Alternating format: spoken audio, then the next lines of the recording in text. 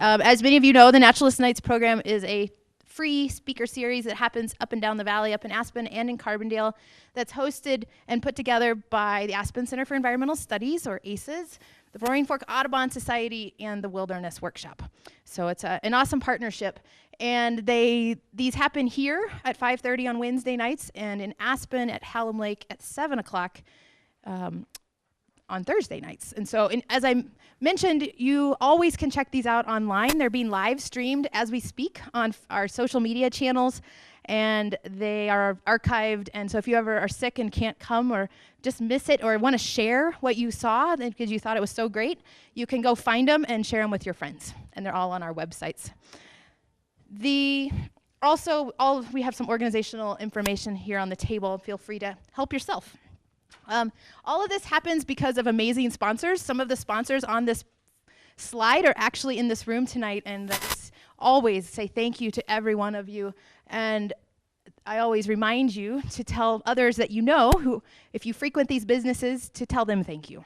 It takes a village to make this kind of stuff happen, and there's quite a village that supports this work. Some of our sponsors give a little bit more money than others, and so our featured sponsor tonight is Craig Ward's Aspen Snowmass Sotheby's International Realty. So big shout out of thanks to him.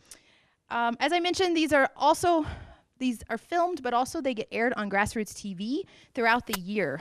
So sometimes you might get surprised and see a Naturalist Night in July if you watch Grassroots. So thanks to Grassroots for sharing these broadly. There is a clipboard that I'll pass around in a few moments to have you put your name on, please. We don't share that information with anybody else. It just helps us with numbers, so thank you for doing that. And as I mentioned last week and previously, we do have continuing education credit hours available for anybody who's an educator that needs those hours, and there's a special clipboard on the table over there. Make sure you sign there. And before I introduce tonight's speaker, make sure you come back next week. A longtime local named Gary Zabel, who has been a professor at CMC for many years, will be speaking about geology next week, local geology, and his presentation is called Can Rocks Talk? Geology's Story from the Bottom of Glenwood Canyon to the Grottos. So that'll be one not to miss. So tonight's speaker, before I introduce tonight's speakers, there's a whole bunch of chairs up here in the front. So all of you who don't have chairs or can't see very well, come. There's a big empty spot. And also over here on my right. So it's a pleasure this evening to be able to introduce Dr. Melanie Armstrong. She's the Public Lands Coordinator in the Master of Environmental Management program at Western State University in Gunnison. She teaches courses in environmental policy, public lands, politics of nature, and environmental history. I've known Dr. Armstrong for the past few years as we both serve on the Colorado Alliance for Environmental Education Board of Directors Executive Committee. We're both officers as of recent. Last year, her book, she's authored a couple pieces that are pretty cool. Last year, her book, Germ Wars, The Politics of Nature and America's Landscape of Fear, was published. It examines the politics enabled by the belief that nature, in this case microbes, can be managed through cultural practices. And you can find that book online. She's also co-authored a piece called Environmental Realism, Challenging Solutions, which argues for new approaches in the language and practice of environmental management. Dr. Armstrong's research interests include political ecology, governance and public lands, and science and technology studies. Tonight, her 15 years of experience with the Park Service will provide an informative lens as she explores the gulf between ideals of untouched nature and the reality of day-to-day administration of public lands, as embodied in modern management activities like permitting, entrance fees, and resource education. She was changing her presentation or adding to it by the hour this afternoon, so as you know, if those of you who've heard the news today. So I'll leave you wondering, and I'm so happy that Melanie can be here today.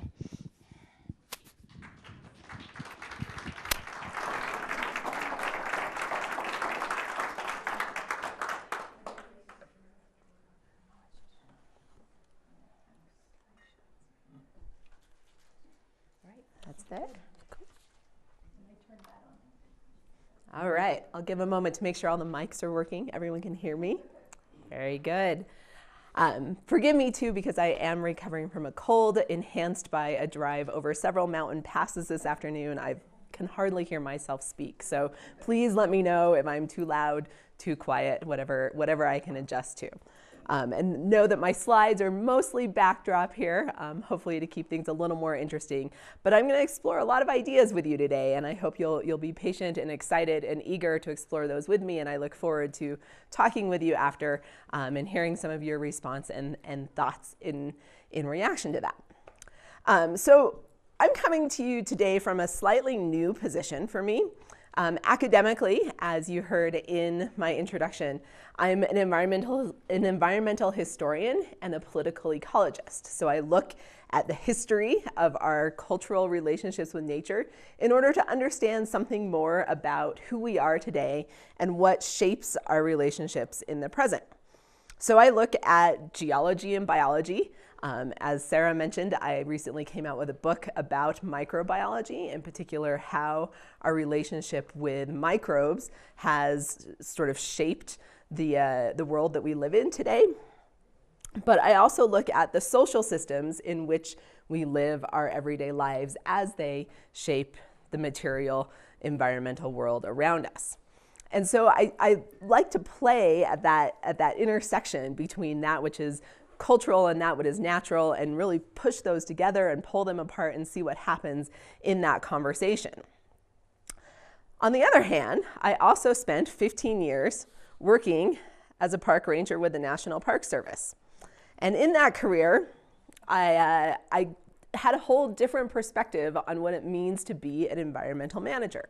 So a few years ago, when the opportunity came up to combine these worlds that I worked in, working as an employee of a public lands agency and my academic background in environmental history and political ecology, I took it. So I ended up working at Western State Colorado University in our new Master in Environmental Management program. Those of you who were here 2 weeks ago may have heard Dr. John Hausdorfer speak on his work on wildness. He is the director of the program that I work under today. And I had this opportunity then to serve as a public lands coordinator, working with students to think through some of these challenging ideas about public lands.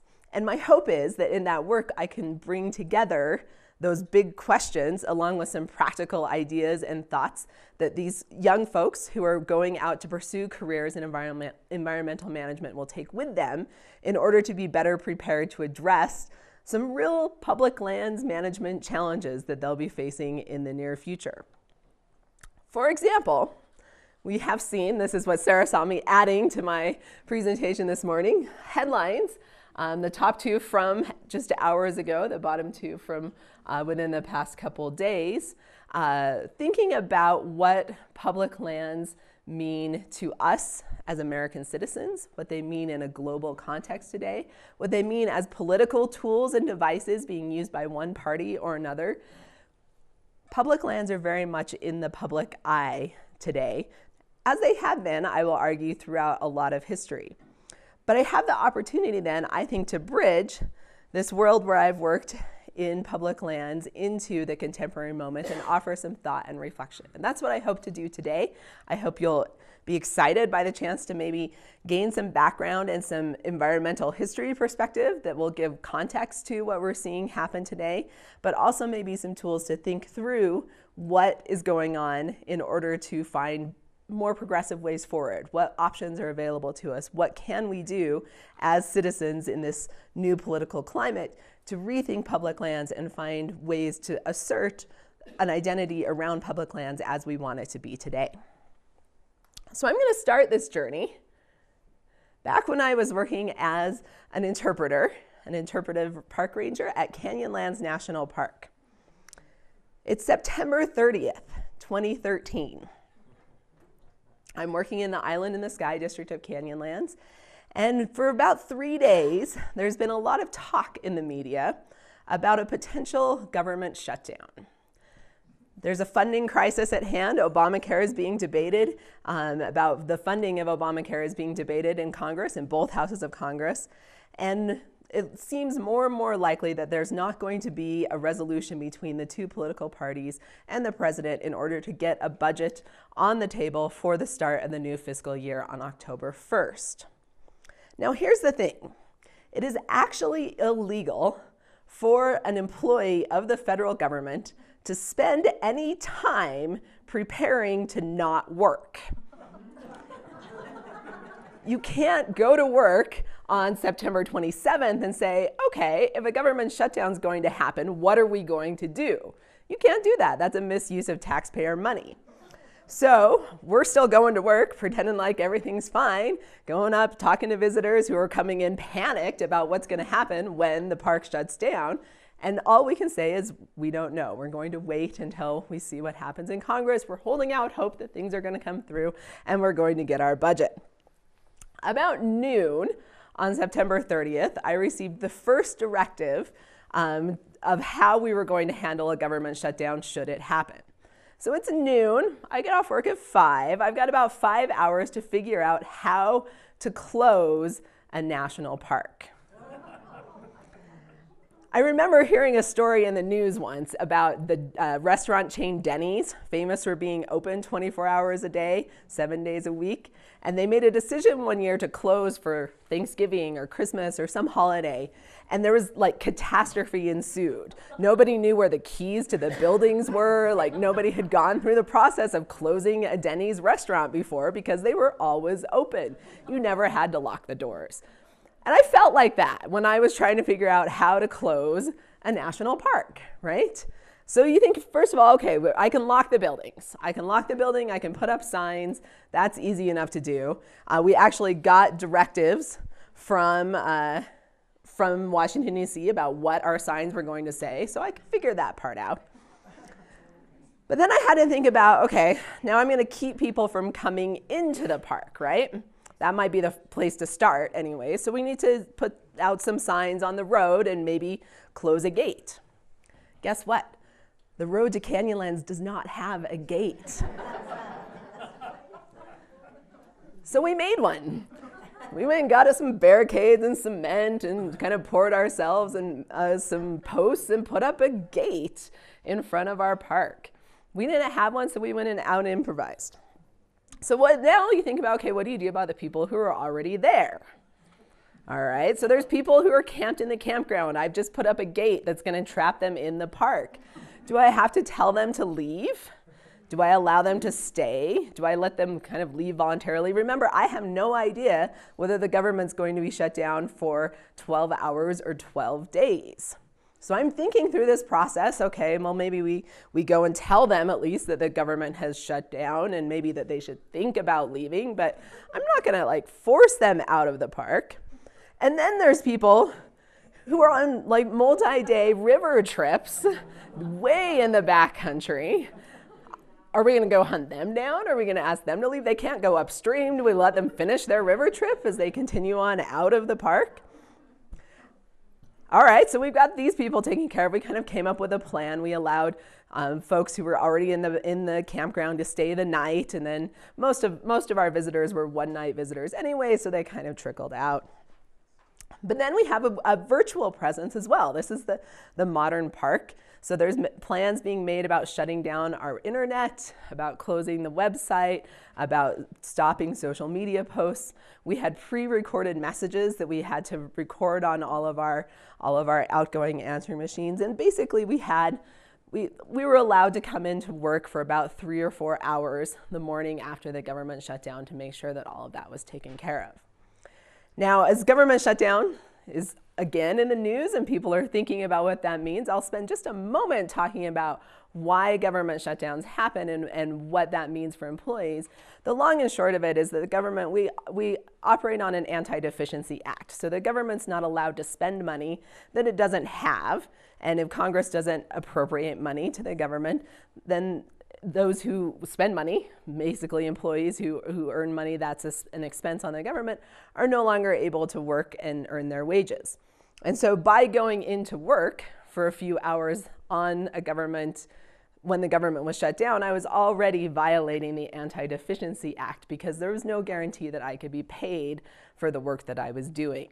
So there was a lot of faith that went on, and a lot of, you may remember conversations about essential and non-essential personnel, which was quickly realized to be very bad language, very political language. If you want to start saying that your government is not essential, it's going to be hard to get that government funded because you just labeled that all of those employees aren't essential.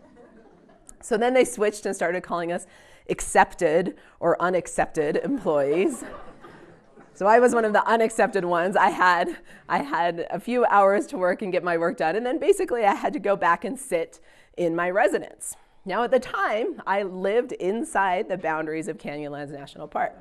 So my house is now in a federally closed area. I had to go around that barricade. Where did my barricade go, right? I had to go around this barricade in order to get into my house when I wanted to go home at night. And there's all sorts of new stipulations that are being put upon us as residents. In Canyonlands, because we were a pretty small community, it was pretty informal, but some of the larger parks, for example, actually sent the people who lived in the park strict regulations about, say, walking your dog. If the general public is not allowed to recreate in a federal public land, you as an employee should not be allowed to recreate in a federal public land. And perhaps walking your dog, it counts as recreation. So there were strict regulations. You could only walk for a half mile. It had to be on one of the main park roads. You weren't allowed to go off on any other trails, all in defining what it meant to have this public lands space closed. That became important in this conversation about public lands. And then, of course, I was kept on call. For the length of the shutdown, I had to call in the morning. You could watch the news and figure out pretty much what was going on. But if you didn't have the news, there was a hotline where we could call in, and our deputy superintendent would record a message every morning saying, the shutdown has continued. You are not required to report to work today. Please check again tomorrow, with the expectation that we would come back to work within about 12 hours of being notified that the government was resuming operations. Now, as a side note, as it happens, I was working in Utah, where the state actually ended up paying to open the Utah parks early. So we ended up sort of scrambling back to work even when the national news was still in lockdown over the shutdown. So a little different circumstances in Utah where I was working at the time. But all in all, basically the government sits on hold and we wait. We sat in our quiet housing area, which was normally very quiet, but somehow seemed even more quiet when the rest of the park was shut down. And you may remember some public controversy surrounding the events of the government shutdown as well. Remember the closing of the memorials on the National Mall. And they actually drew a great deal of attention when an honor flight from Mississippi came to visit the World War II memorial. And there was a confrontation when it appeared that those veterans who had flown to see the memorial would not be allowed to actually visit the memorial. As it turned out, there was a debate, or they were allowed to enter as an exercise of their First Amendment rights, but the general public was still prevented from entering that site. Pardon a little bit of hand gesture in the next image, but there were weddings that were canceled, caused a lot of upset. People whose plans were foiled by not being able to hold their wedding where they wanted it to be. That got a lot of media attention.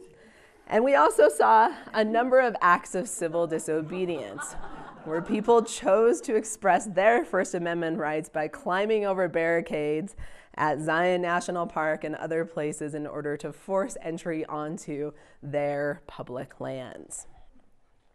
And the conversation about loss of tourism revenue also became very hot in the public debate. This is what led to the opening of the Utah parks early, and some other parks, Grand Canyon, I believe, and others, were about access to tourist revenue. The government was shut down for 17 days during October, which is the height of the backcountry travel season in Moab and southern Utah, in those parks where I was working. And so loss of revenue became a big concern, that people would, rather than going to the Grand Canyon, they would go to Las Vegas or other places where they could access their activities. So in the midst of all of this media hubbub, all of the people climbing over and protesting and trying to access their public lands, one image in all of this really caught my attention. You can imagine I had a lot of time sitting at home watching the news, so I was paying attention to this. And this image is the one that has stuck with me for years since that, the shutdown. And as I've transitioned into my academic role, is one that I find myself coming back to and rethinking with my students and wanting to understand what feelings are being expressed in this image, what it is about our identity as Americans, about our relationship with our public lands that comes out in these words. So this image is at Olympic National Park, and it was published in a newspaper there. And essentially the same thing as we saw at Canyonlands, right? Like here are the little signs saying the government, the national park is closed following the standard letterhead. And then someone has come along and scrawled on the temporary barricade put in place there at Olympic the words, "Nature should be free." Nature should be free. What does that mean? What was this person who was responding in some way to this really heated political moment? What was he or she trying to express in that phrase, nature should be free? What type of free? Are we talking about economic free, like it shouldn't cost anything? Or are we talking about free as in it should be open to everyone? Or free as it should not be contained or bound in? What assumptions do we carry about nature and freedom? Why do we presume that public lands should be free? And what do we mean when we use the term free alongside words like nature and public lands? I also want to understand the assumptions about space and place that underlie this thinking. And of course, there is the contradiction inherent in this statement. Imagine me sitting here, deemed non-essential, sitting there in my house in a closed national park, wondering when I'm going to go back to work, whether I will have income this month, wanting to do my work, knowing that that work comes at a price to the federal taxpayer, contemplating a statement like this, that nature should be free. Arguments around closing parks centered on protecting people and places. And I think the evidence that came out through the government shutdown, and one that I find myself coming back to again and again, is an understanding of how managed our public lands really are, because we see when the management stops, we see what happens. And so people argued that the parks needed to be open, or that we had to close the parks during the shutdown because of the infrastructure. We had, there are people out there whose work involves protecting public lands and keeping these lands safe and open to the public. We have toilets, we have people who move the waste out, we have roads, we have water, we have buildings. And so this was a primary argument when organizations like San Juan County in Utah actually argued, well, we should be able to come in and open Canyonlands. We can run it with our local staff, just as well as the federal staff can, so it should be open to the public. And the Park Service countered with, you don't have the ability to provide that same level of waste management, to maintain the infrastructure, to protect the places, the water, and the buildings. Protection also ties into this, right? The idea that someone could come in, and I was thinking today as I drove past Blue Mesa Reservoir, right? That if you stopped protecting that space and stopped doing aquatic invertebrate inspections on boats that were being launched into Blue Mesa, one boat could introduce invasive species into the reservoir that might never be contained. And so what does it mean to be vigilant at all moments, even when the government is shut down? Is that cause to close access to public lands in order to keep that one person from launching a boat without an inspection that introduces an invasive species that threatens both the ecosystem of the area and the hydroelectric power production, right? So you start getting into these debates about protecting the space as well. So it's in part about infrastructure. It's in part about permits, right? It's about deciding who can be there and when, right? So I didn't have to deal with this in the national park where I was working, but I have colleagues who worked, for example, for the Bureau of Land Management. They had to make decisions during the government shutdown about grazing. Do you allow ranchers to continue to graze cattle on federal property when the government is shut down? If I'm not allowing someone to recreate in canyonlands, should a rancher whose livelihood depends upon ranching be allowed to graze cattle on public lands? What about someone who has leased public lands for mineral exploration, right? So you can see this layering of thought that goes into some really concrete decisions and actions around shutting down a federal government operation. A couple other things that you may not think about might be science, right? There was some controversy around the government shutdown and ongoing science experiments in laboratories, right? The CDC, were they allowed to come in? Was it deemed essential work to go in and continue feeding mice that were part of a multi-year experiment on a health issue, right? Is that deemed to be essential work or not? Those types of debates kind of raged around this time period. And even in places like Canyonlands, thinking about just research that was being done in the park, we think about public lands so often in terms of recreation or in terms of mineral exploration. But what about science? What about the science that happens in public lands, and to what extent does protecting the ability for scientific work to continue in public lands become essential even during a government shutdown? And then, of course, this is about political designation, right? This land has been defined around certain uses. So we designate wilderness areas as being able to be used in particular ways.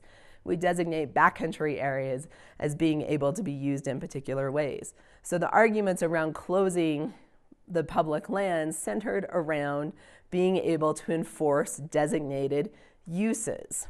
And so part of the role then of these management agencies becomes not just ensuring that people have access to public lands, but that they access it in the prescribed way.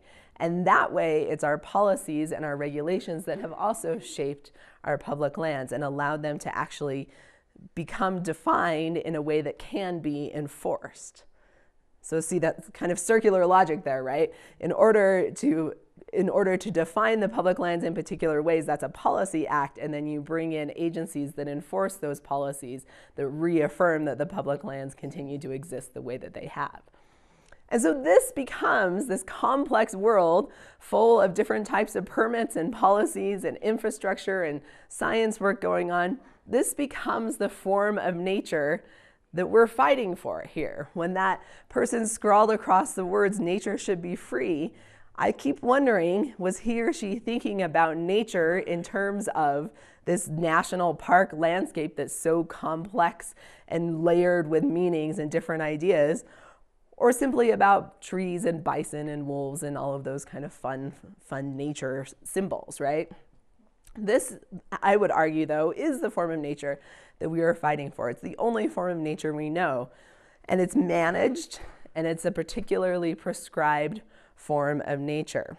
And the shutdown, I think, exposed to us in 2013 in a new way exactly how managed our public lands are. And so I want to explore with you for a moment now a little bit of the history that I've looked at as I tried to understand this issue. And then I'm going to go back and put it in the context of this word free and its kind of two meanings around freedom and value. So as a historian, I went and grabbed my historical toolbox and began studying the different ways that people had thought about nature and freedom and the environmental management state.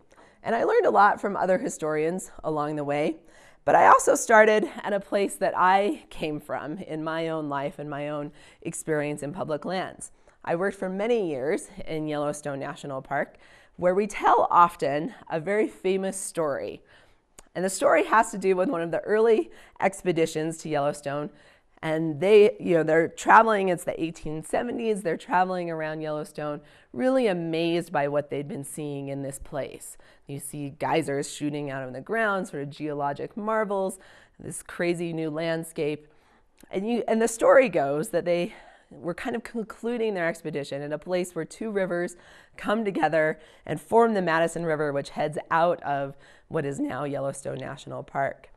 And the story is that they were sitting at the base of a tall mountain at the fork of these two rivers, gathered around a campfire, reflecting and marveling on the experience that they had had in this really beautiful, spectacular landscape.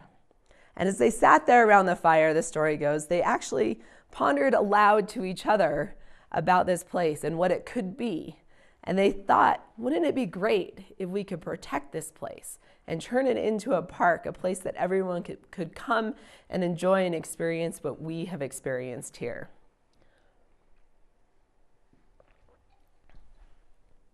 And so this great story says that they decided and vowed around that campfire that they would do just that they would go back home to wherever they were from, that they would take up the cause of protecting public lands, and they would create a national park.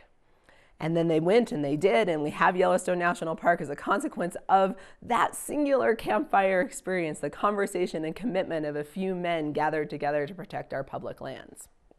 And this is one of the origin stories of Yellowstone National Park. And there's now a national park mountain named just above that confluence of those rivers and the headwaters and the Madison. For many years, there was an exhibit at the ranger station nearby that told the story of these explorers gathered together making a decision to protect public lands. Yellowstone historian Lee Whittlesey has done a lot of research on this and has actually shown that that campfire conversation most likely never took place, and that people came in decades later, 30 or 40 years later, and started telling this story as if it had happened that way. That the agency came in and put up exhibits that told this mythical story at the base of National Park Mountain in order to perpetuate this idea, which I think is an interesting question because it begs the question of why it's so important to us that we have a story like that as the origin story of our public lands. Yellowstone is a spectacular place worthy of protection. I love to tell people that when Yellowstone was created as a national park, if you go look at the originating legislation, it says that hereby the land of the headwaters of the Yellowstone will be preserved and set aside as a public park and pleasuring ground for the benefit and enjoyment of the people. It is called the National Park Act, as if there would only ever be one national park. It is not called the Yellowstone National Park Act. It is called the National Park Act. And it was used to create what people thought would be the first, but actually proved to be a wave of national parks, of which we have more than 400 units of the national park system today. But that movement that began was probably as political as anything, probably not originated around some well-meaning ideal, but still valuable and still an important lesson for us to think about as we look at our history. So we cling to this myth of Yellowstone as part of our identity, but we have a history that tells a fundamentally different story. One of my favorite environmental historians wrote about the U.S. environmental management state. This man's name is Adam Rome, and he argues that the history of the United States has been almost entirely a history of environmental management. That if the United States did not have this vast expanse of land to manage, our government would look different than it does today. That's an idea that I want to chew on, I want to play on, because I think it really gets at something. I also love this quote from Randall Wilson's book, America's Public Lands. And he asked this, which I think is a very provocative question. Just how is it that a country more committed to commercial enterprise than any other in the world, and in which private property stands as one of the most cherished national values, chose to set aside almost 1/3 of its land as federally managed public lands? Isn't that a great question? We are a commercial society. We are committed to making money in our society, and yet we have this public lands ethic as well. And that seems like such a contradiction, and maybe even more so in our current political climate. It seems like such a contradiction. But maybe there's something in our history that can help us to understand that. And Wilson breaks it down into 3 phases that I think are quite compelling. He talks about a time when we were focused as a nation on building the commons. He argues that we've always been a land with the commons, that it wasn't just Yellowstone that first started the idea of a commons. And then we moved into a phase where we actually worked really hard to get rid of that commons, and then gradually shifted into more of a permanent retention. So playing a little bit more on what he actually showed. So here you can see a map of major acquisitions of territory. The Louisiana Purchase, Texas, Mexico, and Oregon all came about as ways to build and expand upon the colonies through purchase in some cases, through war in many cases. And through this whole process, the federal government spent years buying and gaining land. So the federal government became really committed to building land and possessing land and growing the country through the acquisition of land.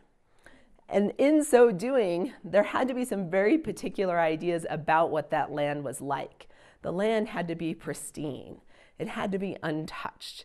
We had to ignore the current occupants of that land in order to feel good about acquisitioning it into our territories.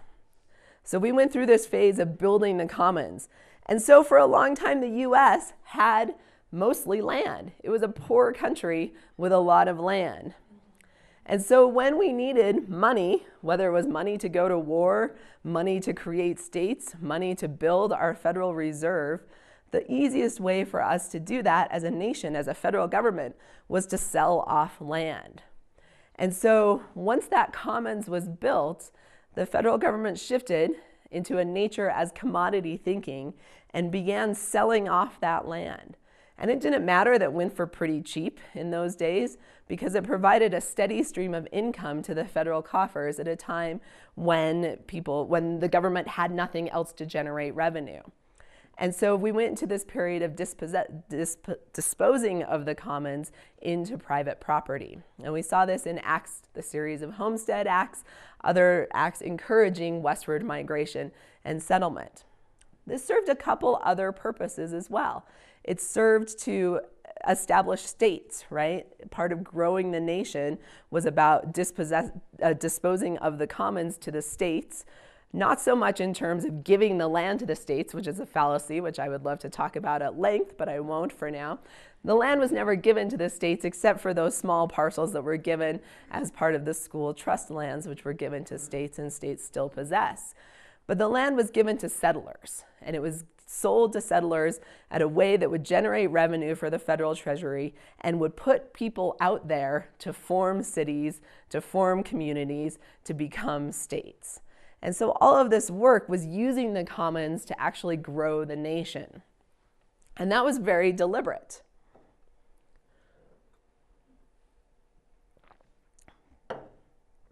Pardon me. So a couple of fallacies that come into play here, right? And I think that there's something important about our identity as Americans also emerging here.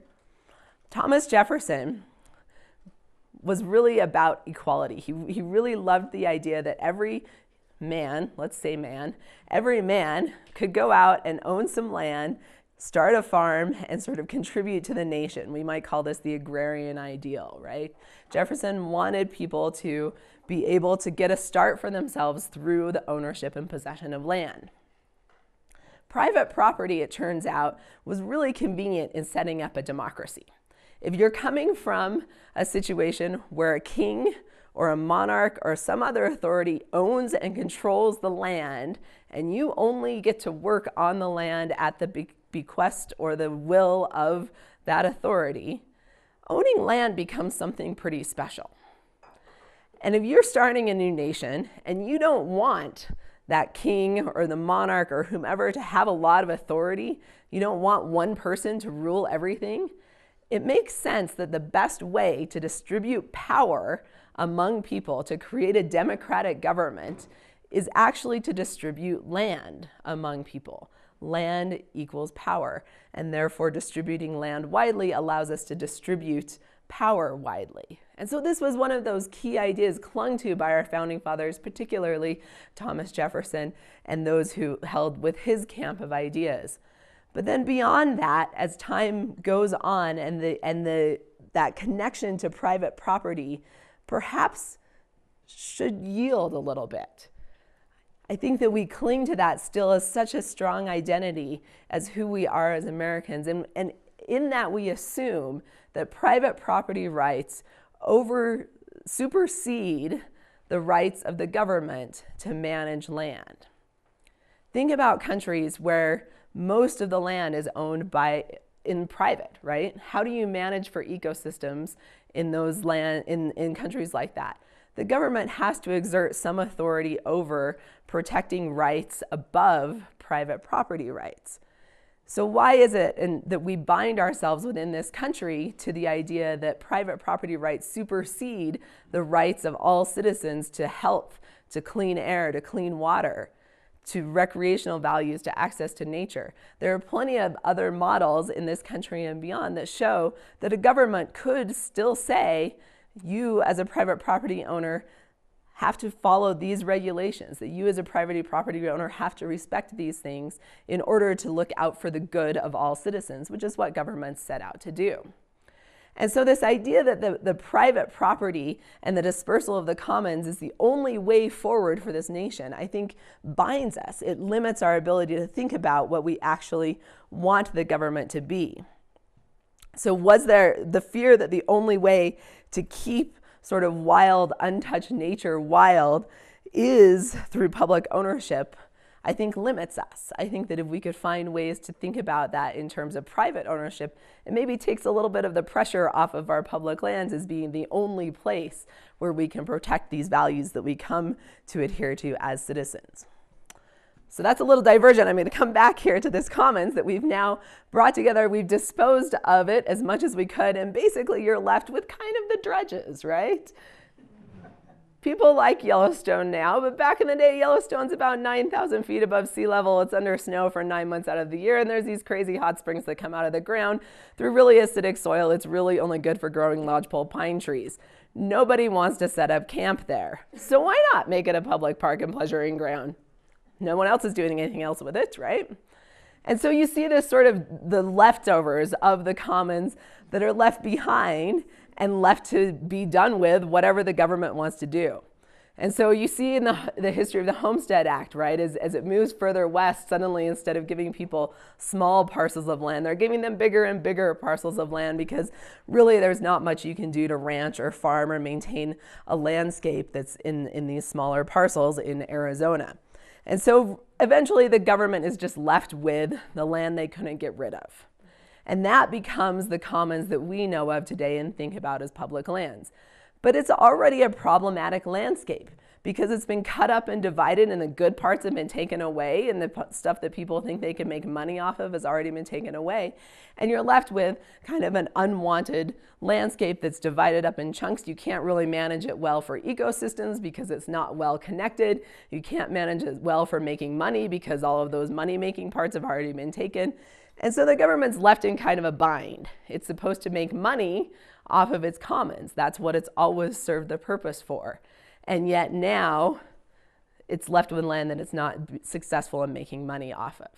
And so Wilson argues that this is what we're left with today. We're left in this new period where the federal government's trying to figure out its role as a land manager of this commons that it really doesn't know what to do with. So we're going to back this up around now then and look at what this means in this question about managing public lands and nature should be free. And remember, just one more glimmer to take away from this then is this idea of commodity thinking, right?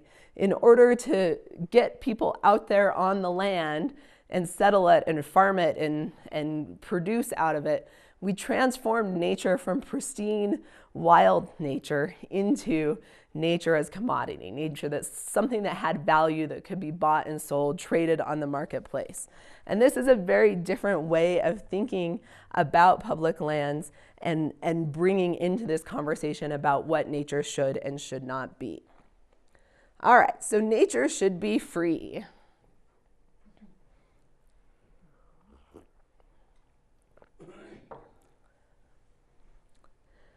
So let's start with entrance fees. This is nature should be free $, right? What do you get for your entrance fee when you come into a national park? So of our national park units, I'm going to use rough numbers here because they change pretty regularly. We have about 400 units, about 120 of them actually collect entrance fees. So when you pay an entrance fee coming into Canyonlands National Park, 60% of the money that you pay to get into the park stays in Canyonlands National Park. The other 40% goes back to a federal reserve, like for all the national parks, and gets redistributed to those parks that don't collect entrance fees, right? So if you go to the National Mall, for example, there's no entrance fee to go see the Lincoln Memorial. All of those sites have no entrance fee, and so they get some of the money that Canyonlands collects as an entrance fee goes back to them. So you come in, you pay your entrance fee, what does that money go to? Most of the money that is collected in park entrance fees goes to pay the salaries of the people who collect your park entrance fee. Most of it does. A little bit goes to the newspaper that you get when you come in. A little bit goes to a few other special projects that can be requested. And so occasionally you'll be wandering through a park and you'll see an outhouse and there's a sign on it that says paid for by your fee $. So that is where a little bit of it goes to. But by and large, most of the money to collect that goes into, or the most of the money that you pay when you go into a park pays the salary of the person who's collecting your money as you come into the park. So it's a job creator, right? We should be happy we're creating jobs. But I think there's a fallacy that exists that park entrance fees somehow generate revenue for the running of parks or other federal lands. In reality, they don't. Most of the money to operate all public lands comes from a congressional appropriation, hence why when we shut down in 2013, we couldn't operate because we didn't have money even from our own entrance fees. So in the controversy that you see these days around increasing entrance fees, the argument is that if we could increase the entrance fees, we could begin to address this fabled backlog of maintenance needs that exist within our public lands. But I think before we get into that conversation, we have to consider what we want our entrance fees to pay for. Do we want nature to be free, as in I should be able to visit the Grand Canyon and not have to pay for it? Is that a value that we hold as Americans? In 1996, we passed a piece of legislation called the Recreation Fee Demonstration Program that said no. That said we want those who actually go to visit the Grand Canyon to pay more than those who don't go to visit the Grand Canyon. And so that's when we first started including entrance fees into our parks in a way that would allow some of that money to stay in the park, some of it to go back, and actually began to manage federal entrance fees on that kind of level where you were dealing with congressional designation of what parks should or should not pay. So then you can raise the question of should users of public lands pay the actual cost of running our public lands infrastructure. Now bear in mind that it doesn't begin to equate. What we currently pay would not begin to cover the cost of operating our public lands, and that there are all sorts of Forest Service areas out there and BLM areas and Fish and Wildlife areas that don't collect entrance fees at all, that are paid for almost entirely out of congressional appropriation. I have a family member who works for the Bureau of Land Management who likes to remind me that BLM is the only federal agency that actually gives more money back to the government than it receives, and that is through its leasing of oil and gas and other minerals. And so most land management agencies are running at a cost to the US taxpayer. They're not making the money through their entrance fees. So if we charge an entrance fee, if we increase it to the users, what values does that tick on for you? What values come into play, right? Should Yellowstone National Park exist whether I go there or not? Should it be protected for its scenic values, for its wildness values, for its scientific values, for its historic values? Should it exist whether I go there or not is a question that comes down to money. Should we be paying as a nation to fund those national parks whether we go there or not? Or should the bulk of that cost fall upon those who actually visit the parks? Should a national park be free? Can public lands be unmanaged with no protection, right? That would be another option. We could not charge an entrance fee and we could not provide services, right? When Yellowstone was created in 1872, they sat down and they drew a square line on a map and said, here's the park. And they asked so-and-so over there, would you volunteer to be the superintendent? And they brought in a volunteer superintendent and had lines on a map for many years before it became popular enough that they actually literally sent in the US Cavalry to protect the park because there were no park rangers, there was no one else around to protect it. There were no laws saying what you could and couldn't do in the park. And so gradually the military came in, and then the Park Service was created in 1916, and there became more funding for parks. But it was a gradual process that we began to realize that if we wanted to protect these places, there had to be money behind it. But maybe it doesn't need to be. Could lines on a map exist without protection? So that's nature should be free with our entrance fees.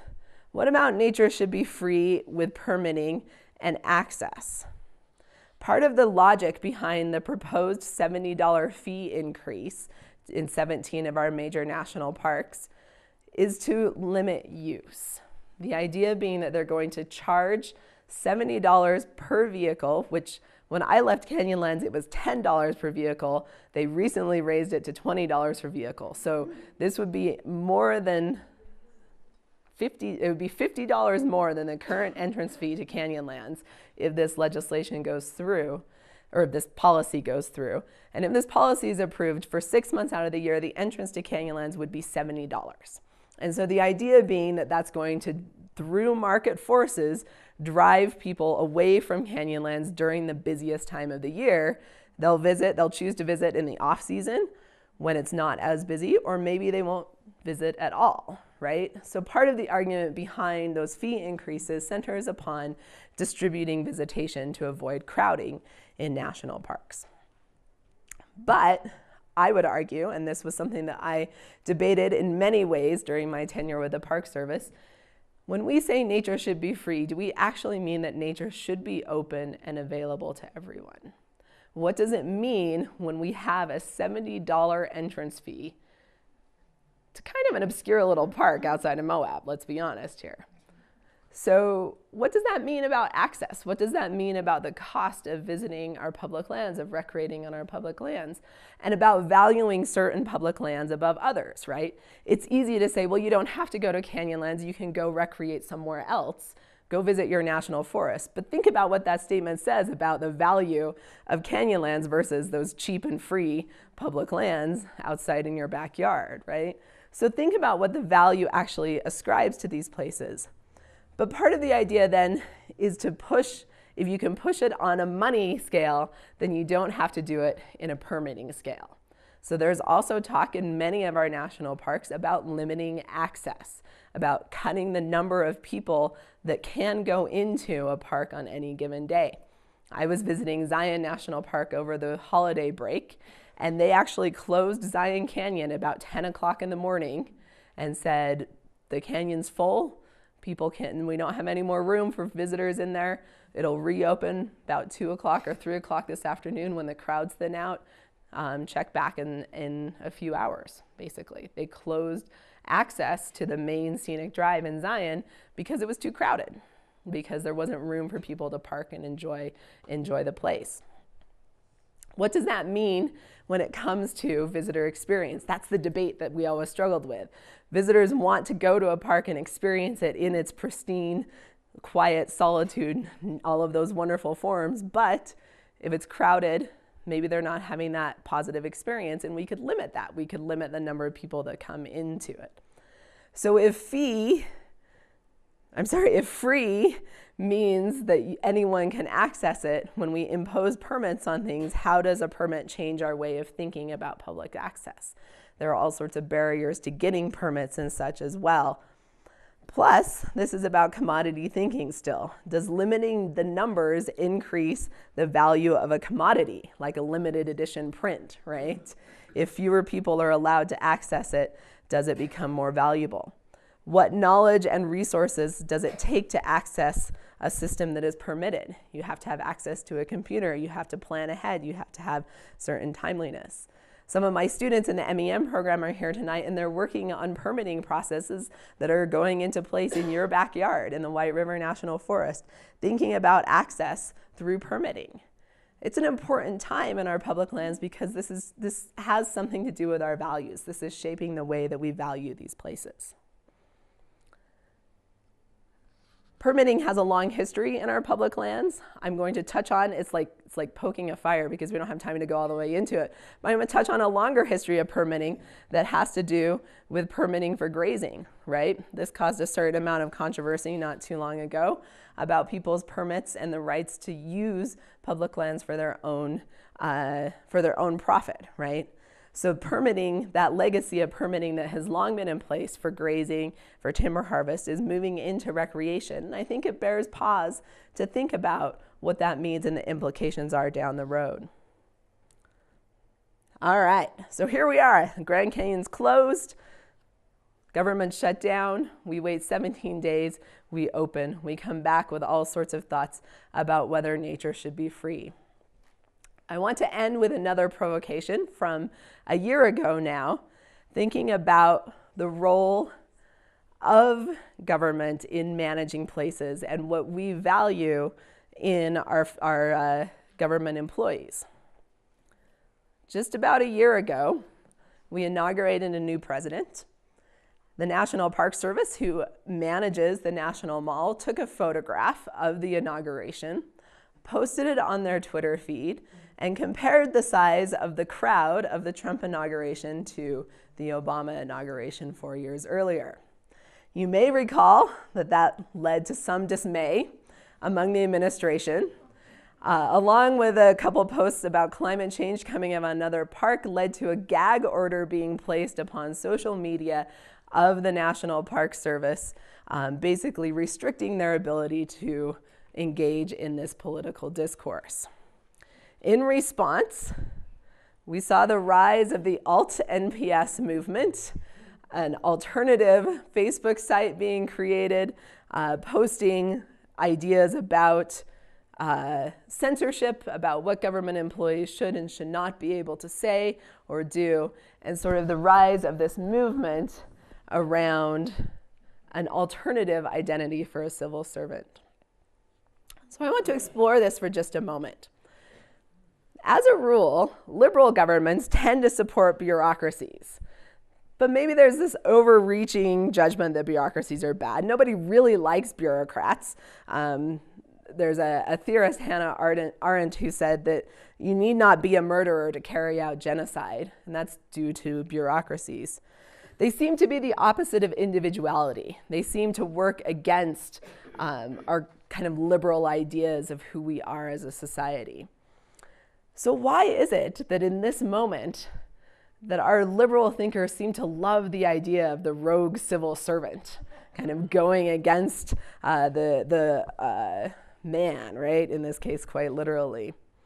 And I think there are many reasons for this. I think that bureaucracy serves a certain role in our society. It helps to assure us of a certain amount of impartiality of the actors, the organizations who govern kind of the messy complexity of our world. And there are so many actors in our policymaking who are necessarily biased, who are necessarily political and interested in certain ways, while the civil servant can kind of plead neutrality. They're the habitually disinterested actor. And I would argue that in some ways the Trump turn that we've seen recently is not just about the rejection of fact-based knowledge, but also the rejection of rational forms of governance that characterize the modern age. And so this moment when the civil servant rises up, it's not just about speaking truth, but it's about asserting a certain form of governance, about asserting the role of the bureaucracy as producers and managers of objective knowledge. We are in desperate search of bureaucratic order in a moment of chaos, and bureaucracies are in charge of sustaining the world as we know it. So I would argue that this moment that we saw a year ago was in part about the love of the park ranger, which is awesome. I love park rangers. But it's also about assuring ourselves that we have democratic order, that there are people out there like the park ranger who are looking out for normalcy, that are looking out for stability, that are looking out and regulating truth and knowledge and all of those things. I want to conclude with a sentiment expressed by Alan Spears, who is the Director of Cultural Resources for the National Parks Conservation Association.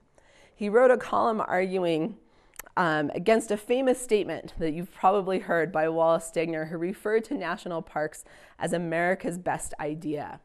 And he wrote this column and he said, "I think it would be fair to say that America's national parks mean a great deal to me, but parks are not America's best idea.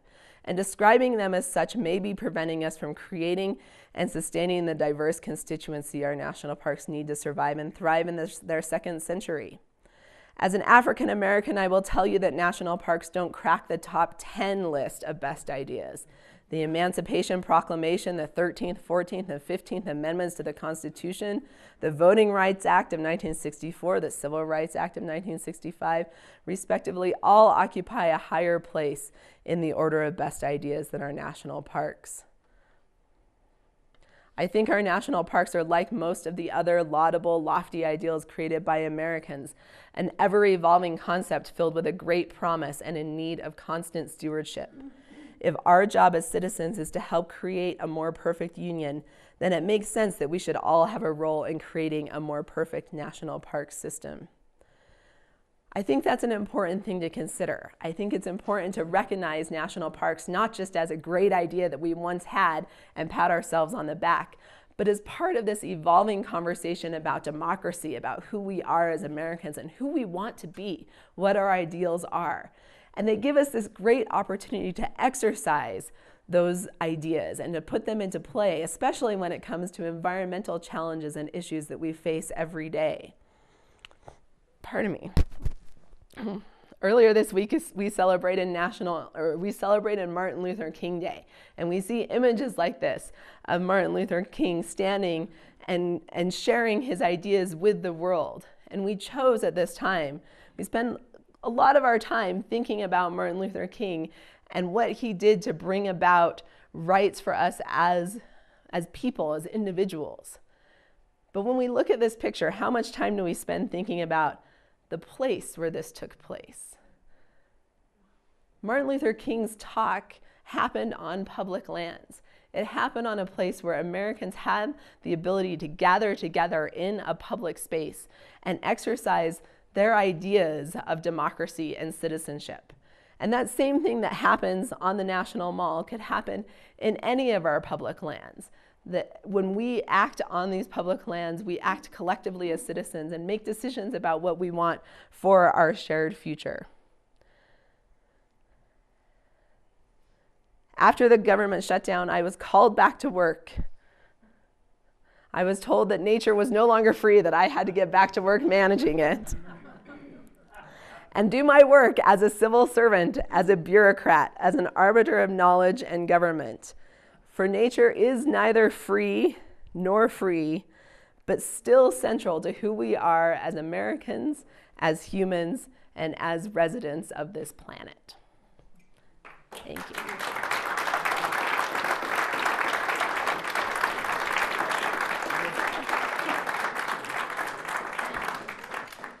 So we can have some questions and dialogue here. I'll pass around this microphone so that we can record your questions for Grassroots TV. So if anybody wants to be brave, that was an awesome presentation. Hi. Talk real loud so everybody can hear You bet. Some say our wilderness is better protected when it is private land with a conservation easement. Considering who's running the Department of Interior, the EPA, and the BLM, what is your position? Remember, my boss was here 2 weeks ago talking about wilderness, right? No, I think it's a great question, and I think it comes back to this idea about government and what we expect government to be. I think that government has the potential to protect land no matter whose hands it's in, but we don't allow it to do that. We're so hung up with, as a society, on the idea that government manages public land, people manage their own private land, and that we need to cultivate stewardship in private landowners and hopefully in the government as well. And I think what we really need are stronger legislative practices that we as citizens can bring about, whether it's through lobbying groups, whether it's through voting, whether it's through whatever work we do, however we engage in the political process. And mind you, I am recognizing the ideal here.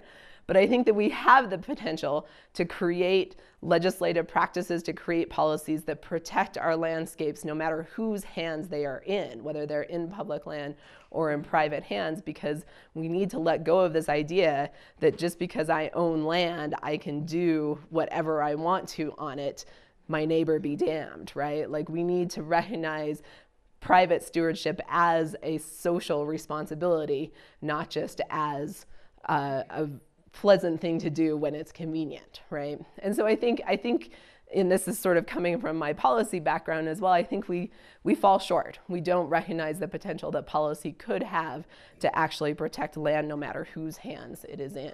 And I think that private land organizations do a tremendous job in protecting organizations through systems like land conservation systems. And I think that could be realized more along with protection of public lands.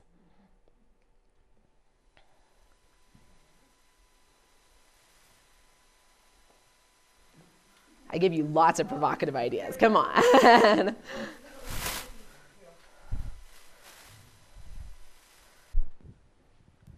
So I'm curious, what percentage of the total operation of the national parks do the permits and the entrance fees generate? In other words, how much numbers? Yeah, right? how much comes from appropriations, and how much is generated by the operations of the parks themselves? Mm-hmm. I don't know the exact number, but I would say that it's upwards of 90% is through appropriation. So especially when you take in the fact that there's 300 units that have no collection of entrance fees, and that the bulk goes back into the fee collection programs. The argument around the fee increase, I've heard numbers of the proposed $70 fee increase in those 17 major parks over 6 months out of the year would generate about $70 million a year towards that backlog, is the number that's being tossed around. And realistically, that's sort of drop in the bucket figures as far as what it actually costs to manage public lands. Is there any ever discussion of U.S. citizens having lower fees and higher priorities than people who are not U.S. citizens? Yeah, it's a great question. I was traveling in Sri Lanka last year, and the entrance fees for locals in Sri Lanka who make on average $1 a day for them to visit their national parks was about 30 cents per person. And my entrance fee as a tourist traveling was $80. So definite disparity between what locals pay and what I paid as an international visitor. And I think to some extent the logic that follows here, right, is that those who pay taxes, right, so I pay money in taxes that then comes back to parks and forests and BLM as a federal appropriation. Therefore, should my entrance fee be less than others who pay entrances into the park internationally who don't pay taxes? I think the two arguments that I hear most frequently associated with this are that those international visitors are giving above and beyond through tourism dollars, right? So they're paying the bed tax. What's your bed tax in Carbondale? Do you know? Anyone know? Somebody in this room that does. It's about 11% in Glenwood. All right. So yeah, that I hear 11 to probably 10 to 15% in most places is your kind of your bed tax. And so that money, the international visitors who are coming are more likely to be staying in hotels, eating in restaurants, like all of that revenue is generated. But yeah, so the argument that you primarily hear is that internationally they pay it through those taxes, but you're exactly right. Locals who are traveling would pay it as well. And then the other argument that accompanies that generally falls upon, pardon me, it falls upon that equity clause, that if international visitors should have the same right and access to sort of natural wonders. There's a strong ethic within the National Park Service in particular that these aren't America's parks, that these belong to the world, that anyone should be able to come and visit and see these parks. And so the idea of charging a varied rate becomes exclusionary, and I think that rubs a lot of people wrong within the Park Service as well, just the same as to many of us, and I would probably put myself in this camp, charging anything above a minimal entrance fee rubs me wrong. I remember very distinctly when I would meet visitors who came through the entrance fee or through the entrance booth and were literally like pulling pennies out of the glove box in order to try to pay their entrance fee. And the meaning that meant to them to be able to be there, like I wanted to wave them through, right? I wanted to say, like, come on in, like this is your park. We don't need your entrance fee, right?